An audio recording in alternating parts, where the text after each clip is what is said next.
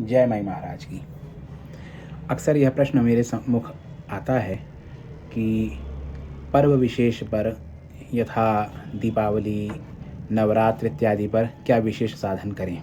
तो सामान्य साधक के लिए तो शास्त्र निर्दिष्ट बहुत से उपक्रम बताए गए, यथा देव मंदिर जाकर देवता का दर्शन कर प्रसाद इत्यादि ग्रहण करना, इसके उपरांत विप्र इत्यादि को आमंत्रित करके यज्ञ हवन इत्यादि आयोजित करवाना, पूजन इत्यादि आयोजित करवाना, प्रसाद वितरण करना, कन्या पूजन करना, बटुक पूजन करना, निर्धनों के बीच में आवश्यक वस्तुओं का वितरण करना इत्यादि बातें शास्त्रों में उपलब्ध होती हैं।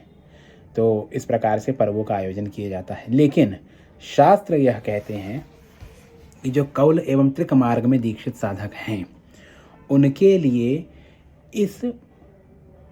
इन पर्वों का जो महत्व है वह अपनी साधना में सुचारुता लाने का है।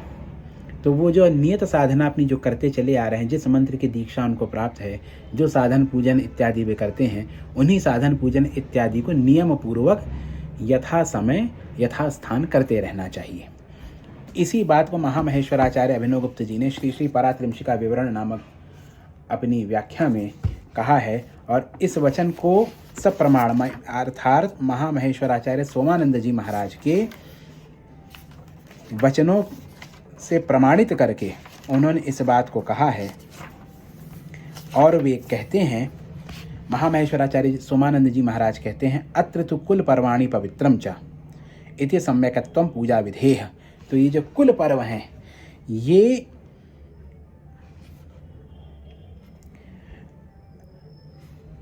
इनमें अगर साधना की जाती है तो सम्यकत्व माने सुचारुता आती है।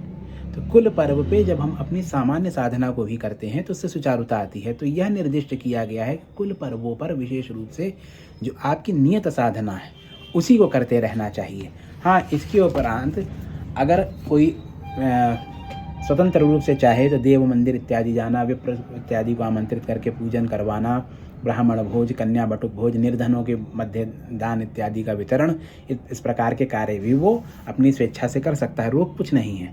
लेकिन जिस विशेष की जो बात कही जाती है, विशेष क्या करे, तो विशेष यही है कि जो आप नित्य साधन कर रहे हैं वही करते रहिए। जय माई महाराज की।